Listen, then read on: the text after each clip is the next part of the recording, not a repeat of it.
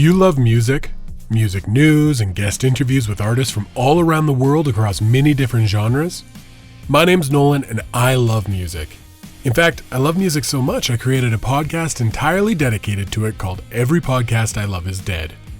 Every week is a brand new episode where I interview musicians, artists, podcasters, radio hosts, and so much more. New episodes are available every Thursday on all your favorite podcast streaming platforms, and you can check us out on social media and at everypodcastiloveisdead.com. Hope you can join me.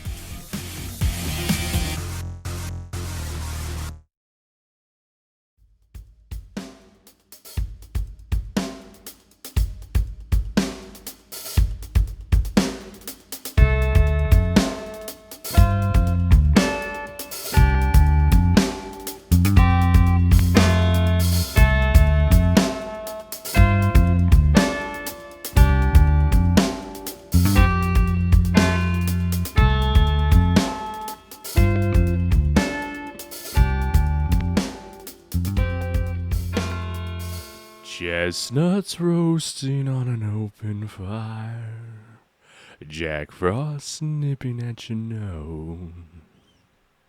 Welcome back, everyone, to another edition of the Cognitive Discourse. It's that holiday season, and Texas is finally starting to get cold. So I'm back again with another episode, and this time it's a part 3. That's right. We did a part 3 of this debate series, if you will. And I think we might be winding down because at this point, I think that we're probably going to, in part 2, there was a lot of me kind of repeating myself to this individual and him doing a lot of the same thing. So I don't think we're going to do much more of this. I think that the conversation has kind of come to its end, but I wanted to kind of read, I guess, the final summation, if you will, of our conversation, because we did have a back and forth, and so I'll get into it, and then I'll kind of explain why it kind of stopped there. But so if you haven't listened to part 2 or part 1, I highly suggest go and listen to part 1 and part 2. I do apologize. I do go on a little bit of a rant on each episode towards the end of me reading the dialogue that's between me and this individual. But it will put everything in perspective as to where we are now here. So let's get into it. So he replied, sorry the day got away from me and I hadn't gotten a chance to respond properly. I agree that Rittenhouse was skilled with a rifle. That does not make him responsible. But responsible would mean knowing that a protest was not the place for a teenager with the rifle. It's not his responsibility. And no, I thought the judge was biased with the not victims thing before the verdict, before the trial. Again, I'm making a moral claim, not a legal claim. Had he not been brandishing his weapon in that climate, aggression would have not begun. With literal Nazis making threats at BLM protesters, anyone with a weapon would be seen as an active shooter. Also, the people who were killed were not on trial, so saying anything about them or who they were is kind of gross to me. It's like telling a rape victim they deserved it because of what they were wearing.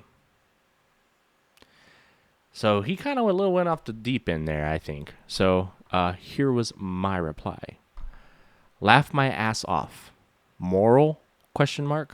Bro, you lack that if you have no issue with rioters destroying a city, yet you condemn a kid trying to make sure people are taken care of and try to clean up the same city that was being destroyed.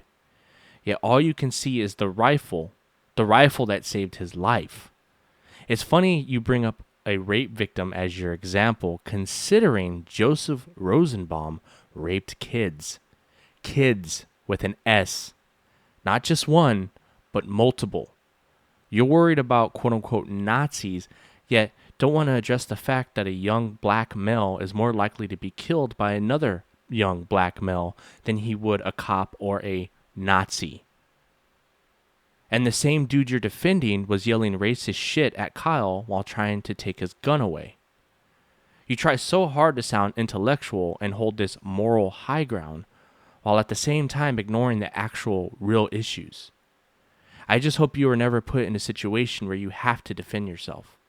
Imagine if you were in Kyle's situation. I bet you would have shot too. Funny thing is, I bet you wouldn't have had the same situational awareness nor the balls to stay level-headed enough to come out alive. And don't say, well, I wouldn't have put myself there to begin with. Just for 1 minute, imagine you were where he was and had to go through what he went through. Bet you would have done the same. And if you say otherwise, you're lying to yourself, or you don't value your life like the rest of us do. But keep telling yourself you're better than everyone else.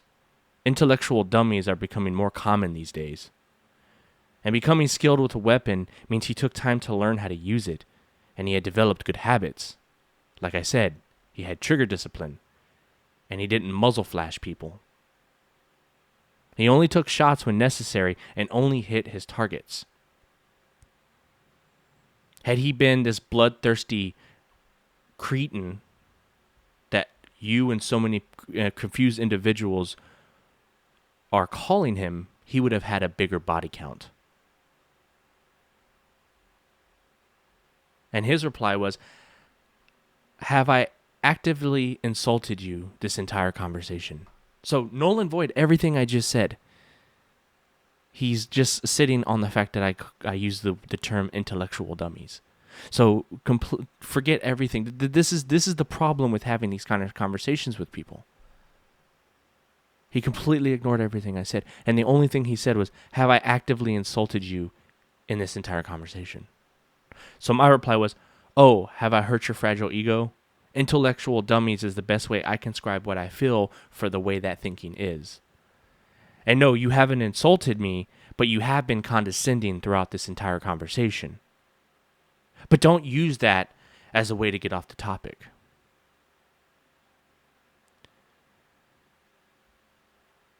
And then I also, after that, I pointed out that Ghislaine Maxwell's trial is going on right now, right after this Kyle Rittenhouse thing. So I threw that in there as well, a little nugget. I said, Ghislaine's Maxwell trial, try to keep an eye on it. That's the one that matters. At the end of the day, that's the one that will be an eye-opener. You want truce and you really want to know what's going on, then pay attention to that trial. And then he never replied, so I gave it some time for him to reply, but he didn't reply. So then I just further, I tried to pull away from the quote-unquote insult, right? My poor choice of words, if you will, and try to bring it back to see if he would come back into the dialogue. And so I said, and again, I'm just pointing out how your moral view is askew. You mentioned Nazis and BLM, yet Kyle is half Mexican and killed white people. One of which wasn't there on behalf of BLM or Antifa and was yelling racial slurs, and I'm referring to Joseph Rosenbaum. You bring up rape references in your argument, yet look past the fact that one look past the fact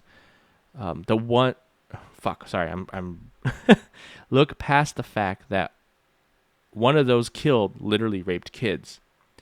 You mentioned Nazis, yet have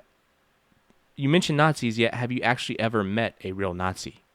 When was the last time the KKK was truly relevant? You don't like that Kyle had a rifle when we both agreed that he couldn't legally have a handgun. He was following the law, which is why he had a rifle instead of a handgun. But in my honest opinion, the rifle was a better choice. And we can get into that if you guys if you don't understand why a rifle is better than a handgun in that scenario, we'll have to maybe I'll have to do a discussion on that on its own. But back to what I was saying. I also said you condemn him anyway for having it, basing your entire argument on nothing. You condemn him anyway. So I'm talking about him having the rifle. For having it, basing your entire argument on nothing would have happened had he not had it. I disagree, considering that Trump supporters have been shot in the streets before during these quote-unquote protests. And the fact that you condemn him but don't condemn the felons that had firearms shows you're biased. You have victimized criminals and vilified a kid that meant well. I don't fully blame you, though. I blame mainstream media for influencing so many like yourself. It's the only reason I allow myself to even have these discussions, regardless how condescending you have been throughout. Again, I only talk about what I know, and I'm fact-driven. That's why I'm able to truly not be biased, or at least try not to be. Even though you may think differently, but let's not forget, I'm not the one that silence voices I don't agree with. And I'm referring to, again, I did a podcast with this guy, and I did 2 episodes. I gave this guy like a 4 or 5 hour window of my time, and he didn't use one of the episodes that we recorded because he didn't think that it would be interesting. And then again, the only reason why he felt it wasn't going to be interesting is because this dude pretty much worships Dr. Fauci, and I had questions about Dr. Fauci. Now, mind you, this episode that I'm talking about happened back in like February or March, and so my questions for Dr. Fauci are a lot of the stuff that's starting to come to light now in, what are we, November, December of 2021? Whenever this episode drops, it'll probably be like around December when this particular episode drops. So, again, I'm pointing that out. Like, if I have somebody on my show and we discuss about something and I don't agree with him, again, I'm confident in the way that I believe about things and my stance on things, that I'm not going to silence you. I welcome that kind of conversation. And again, this individual probably wants to be that way, but he's not. He portrays himself that way in the public light with his podcast, but he's not really that way. And so that's why I pointed that out. And at the very end, I said, I let people speak and let people decide for themselves how they decide to view someone. And in other words, I will have you on my show.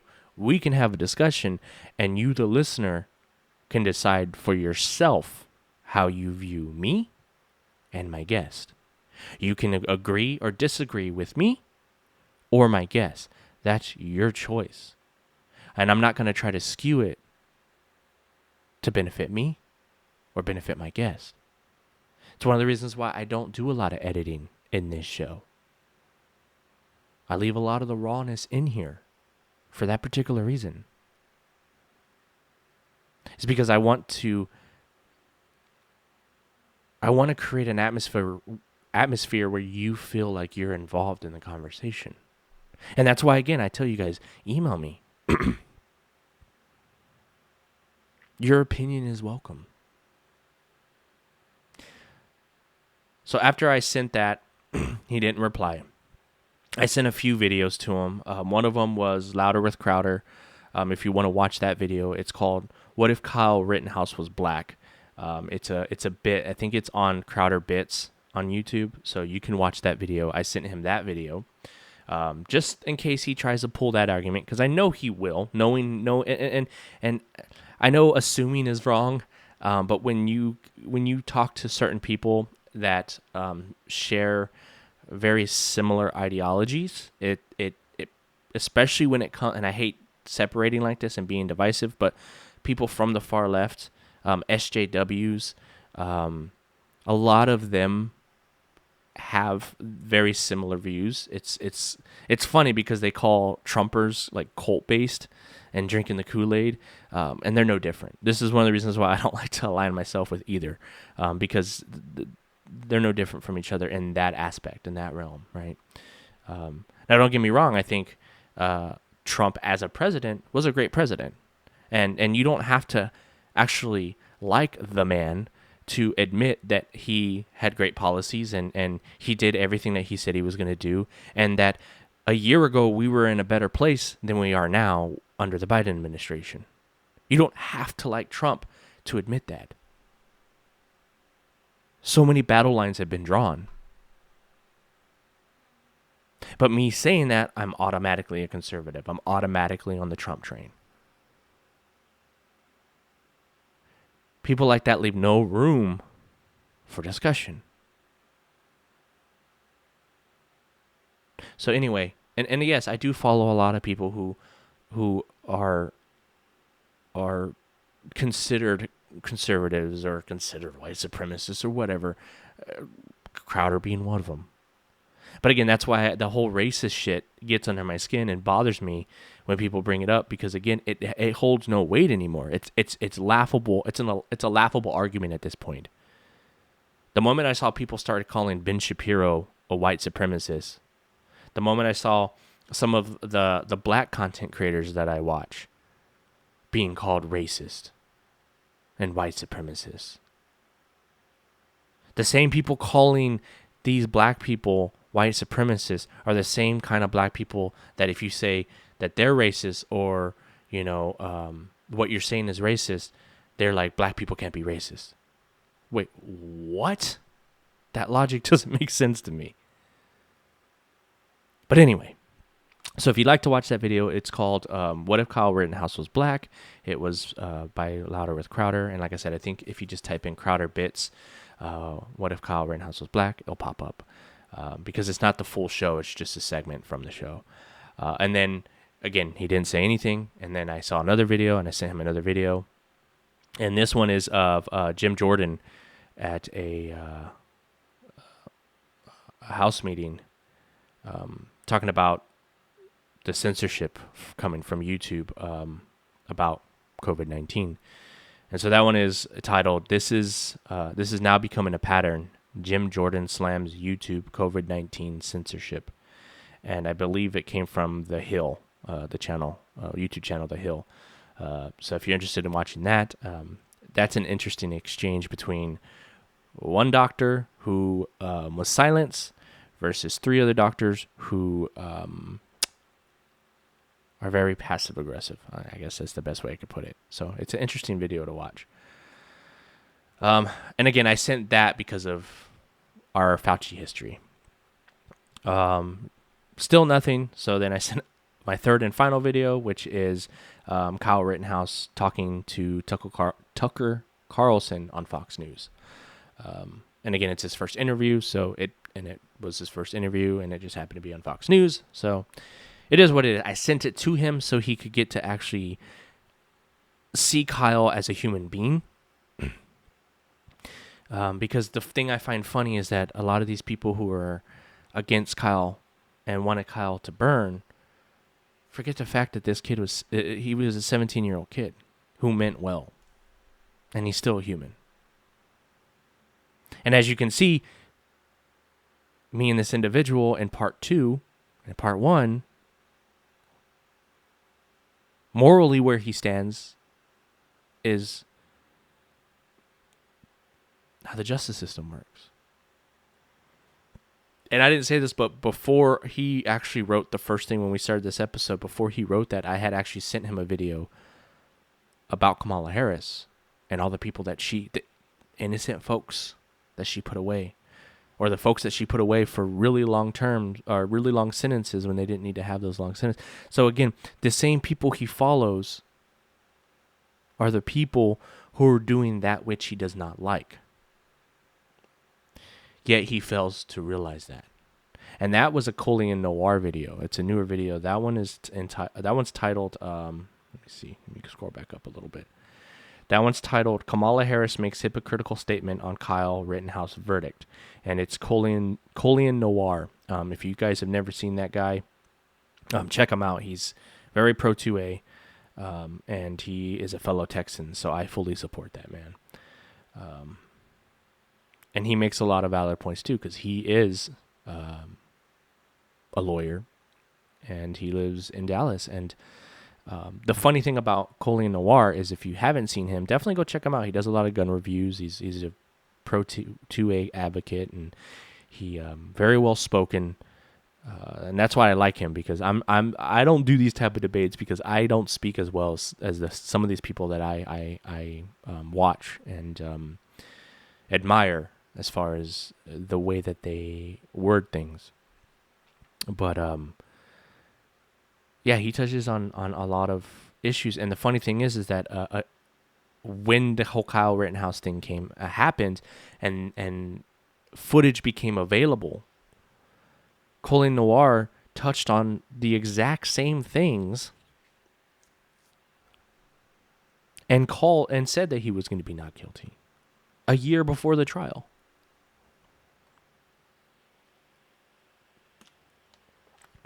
Well, not so much said he was not guilty, but said that he acted in self-defense and proved that it was self-defense.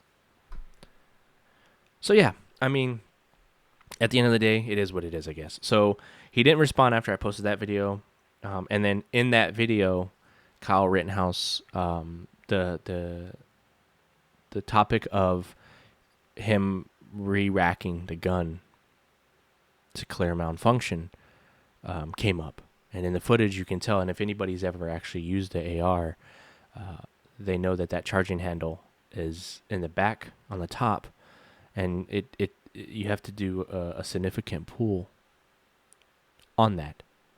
And Kyle Rittenhouse explained that he didn't do that. In fact, he stated that he tapped the forward assist, which is a boss move. Again, anybody who uses firearms, looking at that coming from a 17-year-old kid in a high-stakes situation, that's a pretty boss move. And that's basically what I told him. I said, hitting the forward assist is a boss move, by the way, especially in a high-stakes situation. And being that self-aware shows Kyle understood his weapon and shows when you're knowledgeable and have practiced properly, you can overcome. So again, I challenge your view on he isn't a responsible gun owner and you thinking he didn't deserve to have the rifle. Now, I know he's probably going to come from it being like, well, I'm saying he's irresponsible because he took it to the protest and pop. Okay, we've exhausted that angle. Fact of the matter is that he did take it. And I bet you he's thankful that he did take it, because had he not, his brains would have been splattered all over the street. And we wouldn't have been having this discussion to begin with. In fact, I'm actually kind of curious to see how these individuals would have acted had it been Kyle on the receiving end of that bullet. Would you still be siding with pedophiles and felons, women beaters, career criminals? That's what I don't understand. These same people that bark equality, that say abuse is bad, and I don't know. This world is so upside down, man. I'm so confused. I'm so over it.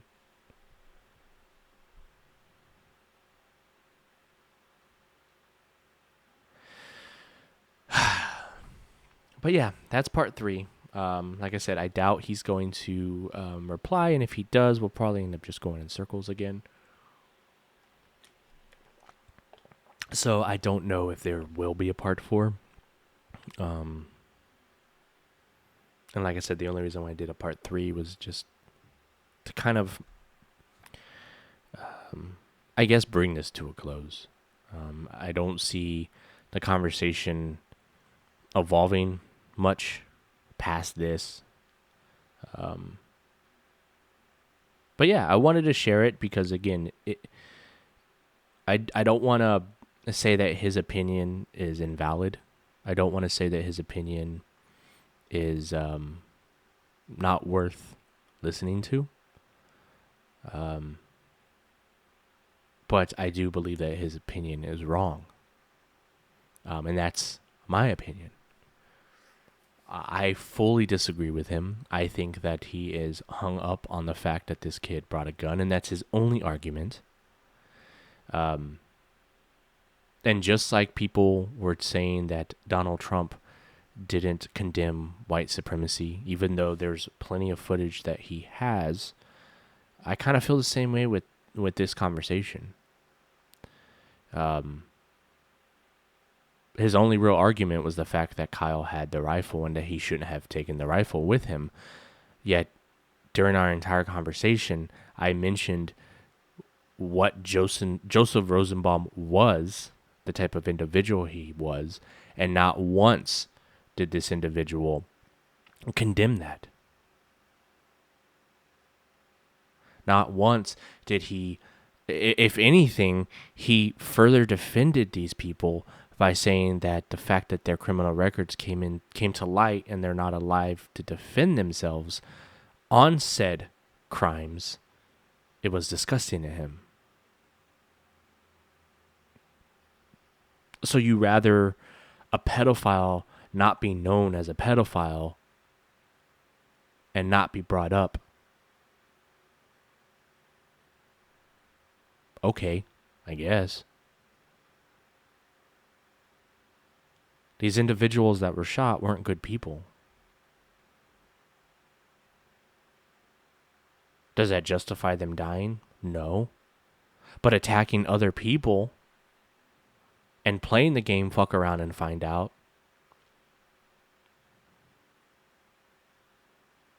And then again, attacking somebody and being killed and then looking at their rap sheet, it makes sense.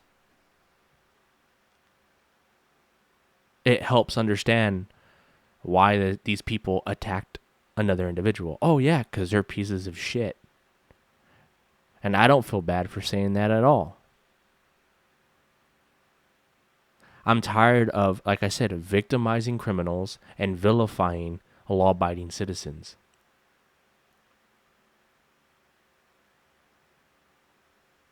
And if you have been paying attention, you've already seen the difference between Kyle Rittenhouse's case and this fucktard that just drove through a parade with his vehicle, killing the 5 people. It could be more, but last time I checked, it was 5.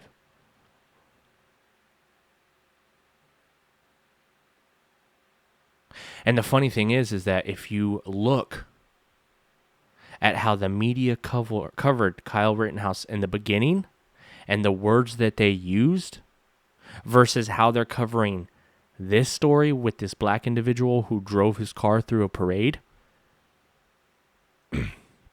you will see why people like me don't trust mainstream media. You will see why we have a disdain and a hatred for mainstream media. And you will see why we are constantly vocal about these things.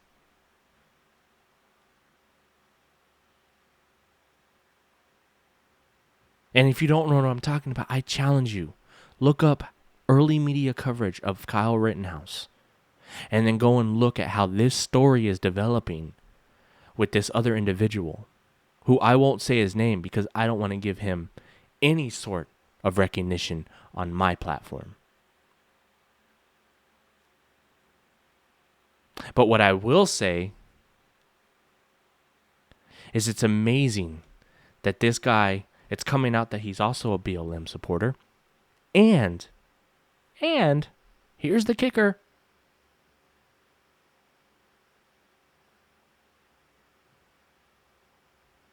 Has also been charged for sexual assault. I even believe it was with a minor, if I'm not mistaken.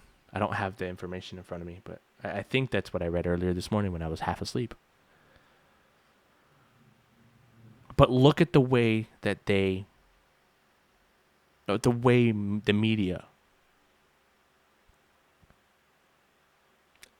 specifically CNN, the way they're covering this story, and the way that they talk about this individual, having his ID, knowing damn well who he was early on, and still saying it's a he or she. We're not sure, but they knew exactly. They knew it was public record. Again, check out Louder with Crowder. They go over this. I think I even sent the video to the gentleman that I was talking to. Let me look.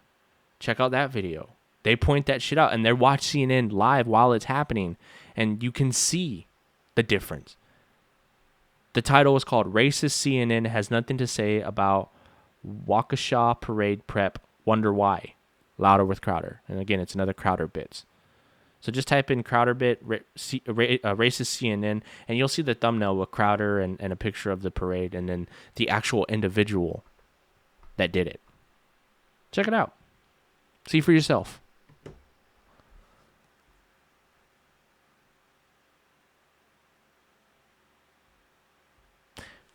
I will say that I'm glad people are waking up. I'm glad people are noticing. And the media and big tech will try to spin it and make the minority seem like the majority. But that's not the case. They just happen to be a lot louder. And the fact that they have big tech and mainstream media on their side, they come off like a bigger force than they actually are. So don't lose faith quite yet. Kyle Rittenhouse was a big win. And that's what I try to explain to him. And that's what most gun advocates were fully aware of that. If you're for self-defense, then you should be on Kyle Rittenhouse's side. Because the outcome of his trial would have affected everybody. It would have affected your ability to self-defense. But again, don't lose track of other things that are going on. Don't get distracted. Like I said, Ghislaine Maxwell's trial was going on right now. And if you don't know who she is, I highly recommend you do some research.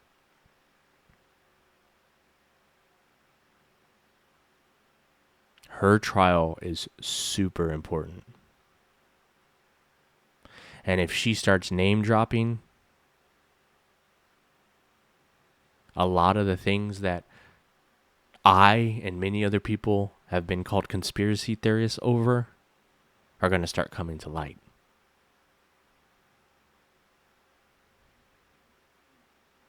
And trust me, a lot of the stuff that I've been blamed for conspiracy theory stuff, I don't want to be like, I don't want to have that gotcha moment or see, I told you. I don't want to have that moment, because at the end of the day, a lot of this shit is dark. It's heavy. It's evil. And if it turns out to be true, I'm happy that it's coming to light, and I'm happy that we are moving towards stopping it. But I'm not happy that it's true.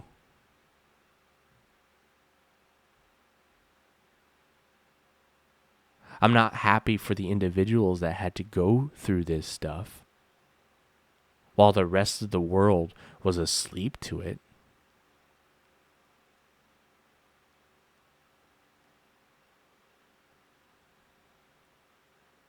The only reason why I hope it's true is so we can put a stop to it. So the people that are asleep can see what darkness truly has been laid in front of us. The lies that we have been living our entire life. Cognitive dissonance is a huge thing in this world right now. Excuse me. I've lost a lot of friends because of my conspiracy theory ways, or because they think I'm a Trump supporter, or because I have an opinion that differs from them. I'm automatically a bigot or a racist or a fascist. When at the end of the day, the majority of my views are accountability based. And at the end of the day, I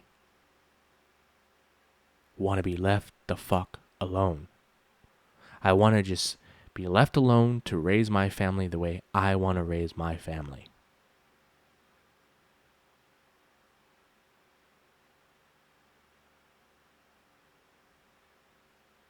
So like I said, pay attention to this trial. as much as we can because the media is not covering it. They're not. If you haven't noticed, there always seems to be one distraction after another. When important shit happens, other things happen to distract you from it.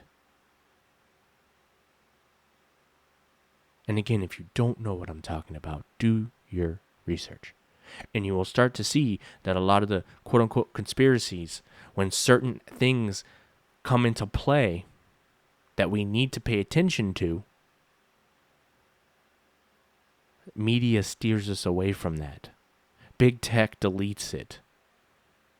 Makes it very hard for us to find it.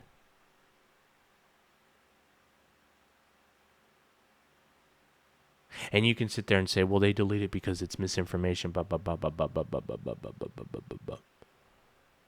Is it though? And again, what happened to free speech?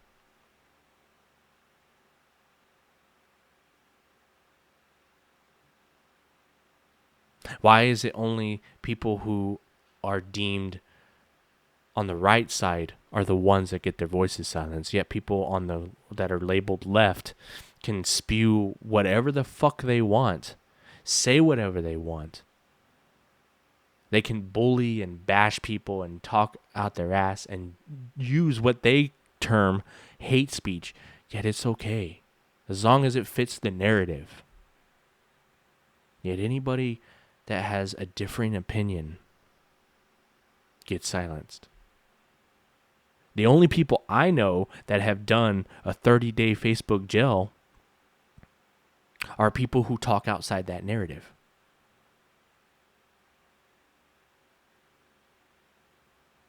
I've spent many time in my 30. I started out with a 24-hour, then a 7-day. Now I'm at 30, and I've had it a couple times.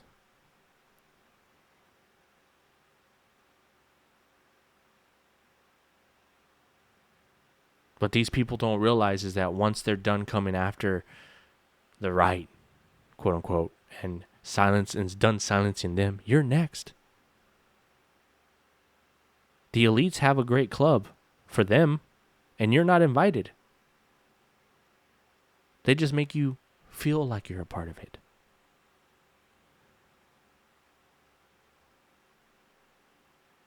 You're pawns in their chess game. You're foot soldiers. You mean nothing. Biden don't give a fuck about you. Kamala don't give a fuck about you. AOC don't give a fuck about you. Nancy Pelosi don't give a fuck about you. Mitch McConnell don't give a fuck about you. Bernie Sanders don't even give a fuck about you. Yet here we are. I remember when I was younger saying fuck the government was cool. It was punk. I don't know when we had this weird shift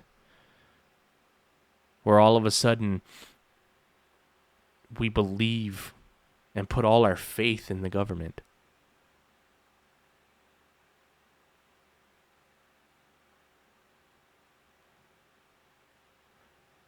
And in reality, me and many of the quote-unquote white supremacists, racist, fascists that you guys hate, all they want is unity. I know that's what I want. I don't want to hate you. I want us to come together and tell the government to go fuck themselves.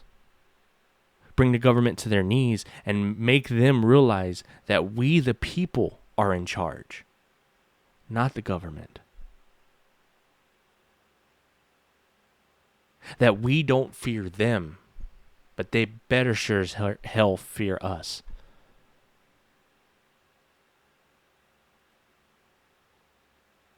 I am about empowering the people.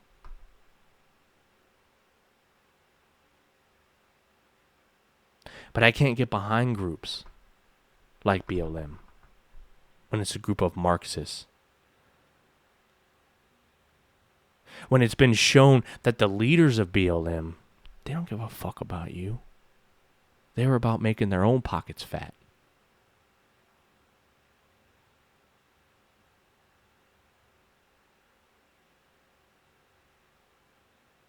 And the irony of Antifa, anti-fascists. Yet at protests, they're the only fascists that I see.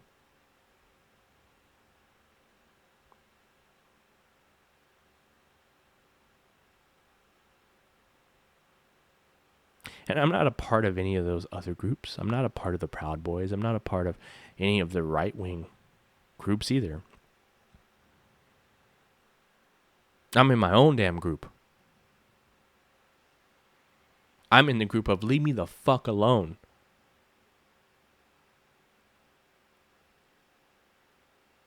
I'm in the group of fuck around and find out.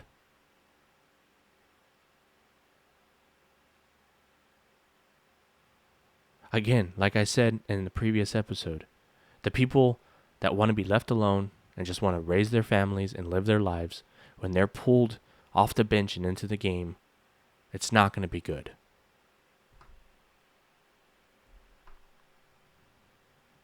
And again, if all you do is get your information from mainstream media, I highly suggest turning off your fucking TV and pay attention. Look at all the protests that are going around, not just in America, but around the world. When people say this shit is going to be biblical, it is.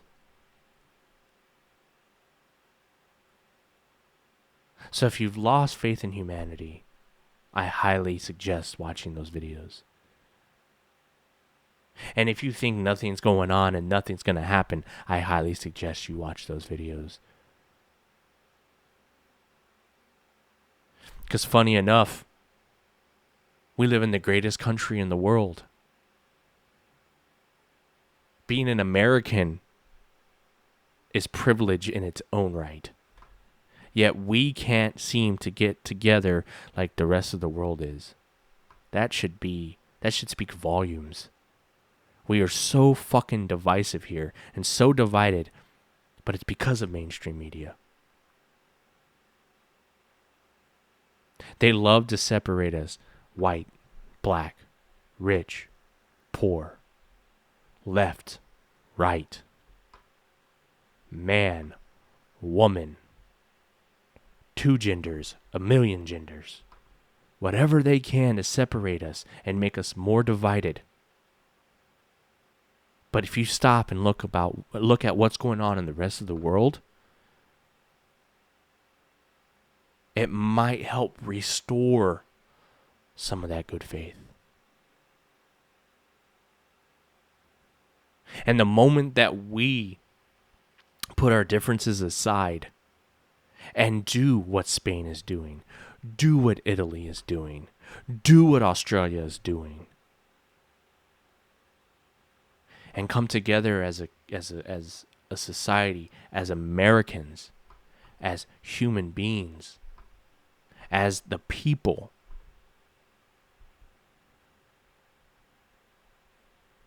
that's when you bring the establishment down to its knees.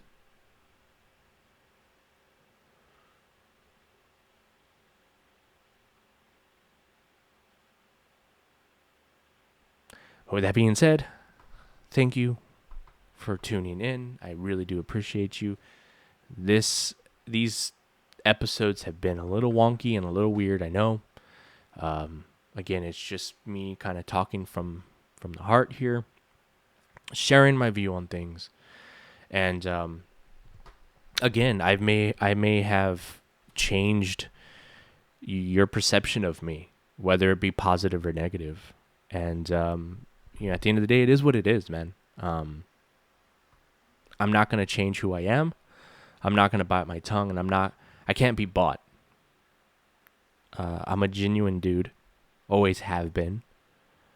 And yeah, man, like, I'm going to say what I need to say, whether you like it or not. But just know that at the end of the day, I just want peace, man. I really want all the hate to stop.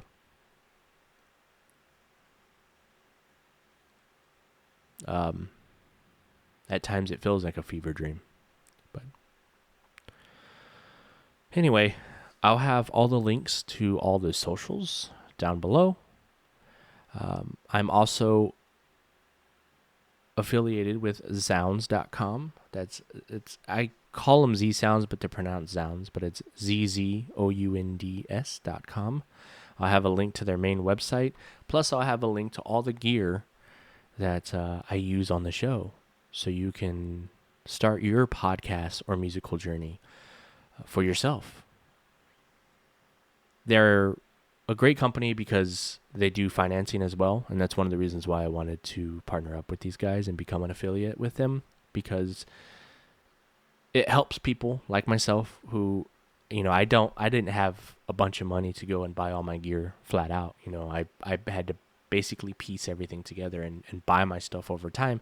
And again, I'm still trying to upgrade certain things, but as of right now, my setup works, and I like my setup, and it works for what I need it to do.